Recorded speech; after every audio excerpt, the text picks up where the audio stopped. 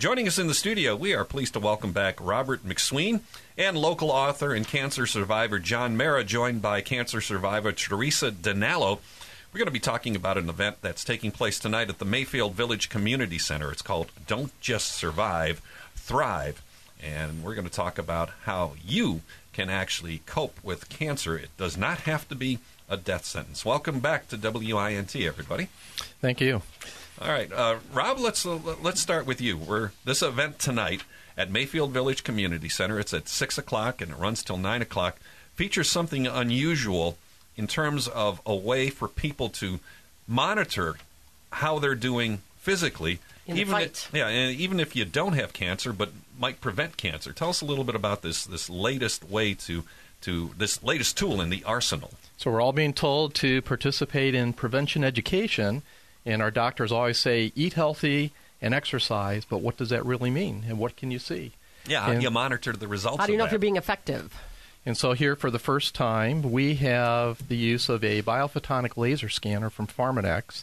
In 30 seconds, we'll give you a systemic reading of your skin carotenoid score, which is an indicator of your overall immune health. And so here, plant compounds are an important part of our immune system for cancer prevention, disease prevention. And so here, we're allowing people, and we're going to give people a chance to come tonight and get a baseline score to see where they're at. They can see whether what they're doing is effective or if they need to make improvements. Now, carotenoids, for what most of people understand them to be, the term, I guess, is antioxidants. We hear that so much.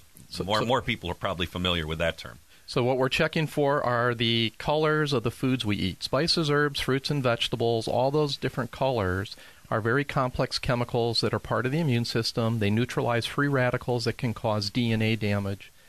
And so not only are the colors part of this, but also the flavors and other components. And here the laser scanner will produce a skin reading in 30 seconds that will show you your overall body score. And right. So and you ran my numbers the other day, and I'm somebody who is proactive. I'm listening to those commercials and things, and to words of the doctors. And I've been shopping and buying a very colorful buggy full of stuff and trying to intake that. But when you ran my numbers, I wasn't as impressed as I thought I was going to be. Sure. I thought I was doing well, and I'm not doing so well on that score. Although I am doing better than Steve. Okay, so we gave you an incentive, but absolutely, and we brought our secret weapon into the studio here. And that's what this does is it sheds light on. You think, well, I made an improvement. I'm eating those blueberries. I'm having a fruit, a smoothie, once a week or something. I must be doing well.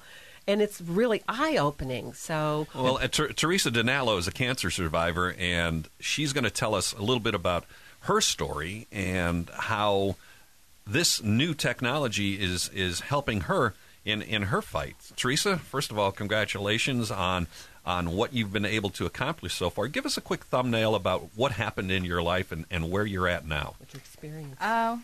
Well, in 2013 is when I was diagnosed with breast cancer, and I, of course, I thought I was eating healthy, just like everybody else. I was, eating chicken primarily, dairy, eggs. I didn't really eat out at restaurants much. But lo and behold, I found out I had breast cancer, and through research and going against the advice of the allopathic medical community, I decided to just continue going down a path of how I can heal myself holistically and through nutrition. So I just turned to a vegan, plant-based diet, and it was a sacrifice. I did learn how to cut out foods that were feeding the cancers, primarily sugar, and I just stuck with it. And it was a hard journey. It was definitely a roller coaster ride emotionally, because I was thinking, how do I know if I'm really doing well? I didn't know anything about this scanning system that we now have. And right, it's happening in your body. Right. You wouldn't know if you're being effective or not. Right. The only thing I was able to measure was my pH. So there I was able to determine I was going from an acidic to an alkaline base. So this was 2013 when you were diagnosed. Right. Here we are 2 years later. What's your current condition? There's NED, which is basically no evidence of disease, as of January 30th, my father's birthday. So your regular doctors had to be amazed. Yeah, well, actually, I cut out medical doctors pretty much. I do have a holistic doctor that I see. He is an MD trained doctor, and he monitors my progress. But Who would that be? Because, that's a question. There was People a are like, doctor. where do you find them? Right. I think his name was John Barron, who was like the father of this here in Northeast Ohio many, many years ago. And I know somebody who was under his treatment, and they did pretty much exactly what you did. They turned to a heavy juicing diet to build up their immune system, in combination back then with some traditional treatments as well. But this particular woman beat breast cancer twice and brain cancer. Yeah, I totally believe that. I mean, it's what you're putting in your body. I mean, we're living cells, we're living organisms. We need to thrive with the same. So, did you have any traditional forms of chemo or radiation as well? None so of this it. was I did no purely surgery. a holistic type of cure. You did no surgery. You had a diagnosis that anyone else would be having now major medical appointments going in for Correct. this scan and for that testing Correct. and another biopsy and going through all that kind of Yes. stuff. Was that scary, or were you very empowered to do that? I mean, I can believe that you were empowered, but at the same time, praying and hoping and yes, I scared did. that it was going to Exactly. be effective. I did a lot of praying. I did a lot of crying, especially the first year. Because again, you don't know. You don't know, is this working? But I was also able to feel. So I felt the lump getting smaller and smaller and smaller. And it turned into a soft, mushy mass. And eventually, it's not anywhere detectable by human touch.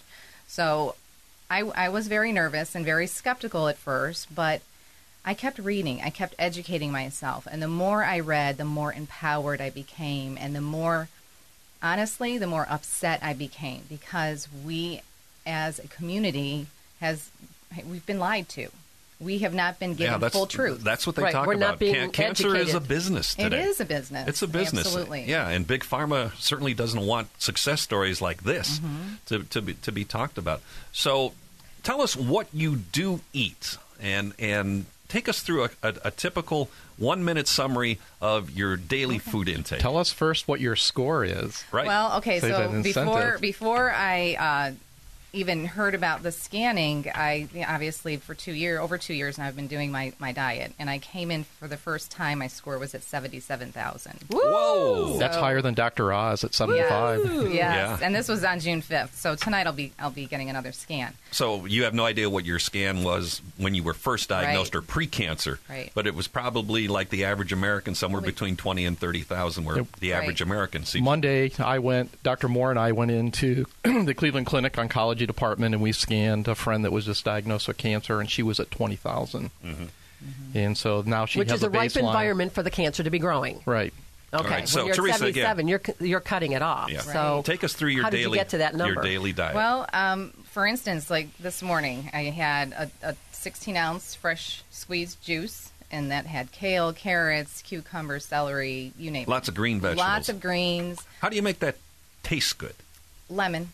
I had Lemon? to cut the bitterness with lemon, and honestly, now 2 years later, without having any sugar in my body, other You don't than miss it. natural, I don't miss it, and my taste buds have adjusted. Changed, you know, right. so you do adjust. Okay, and then then- what about during the day? Well, I had a bowl of quinoa with bananas this morning, sprinkled with a heavy dose of cinnamon and rice milk. So that was like my cereal. as opposed to regular dairy cow milk, Right. Rice right. milk. Stay How about away. almond milk, soy milk? Are they all acceptable too, or is rice milk They're the okay. leading form of I like- liquid on a cereal? I like the rice milk only because I look out for carrageenan, which is a thickening agent that's primarily found in a lot of organic foods, and that's It's like a carcinogenic. waxy kind of, right. Okay. Yeah, and All right. that's- So now let's go to lunch. Lunch is typically I'll run to Heinen's, I'll grab an organic salad container and load it up with lots of veggies. I'll use lemon juice, vinegar, olive oil, and So a little bit of the Mediterranean type Right. diet there. raspberries, blackberries. Trying to be more aware of organic foods rather than just if you have the choice or you have the option, I do you'll organic. go organic. Yes. Okay. Do always. you ever add any proteins to your salads?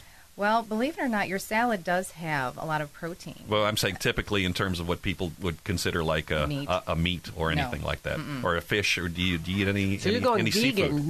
no eggs even. No then. eggs. I'm a very strict vegan. No seafood? fish. No seafoods. I just do primarily quinoa is loaded with protein. A lot of people don't realize you can get a lot of protein from whole grains. All right, how about now between lunch and dinner?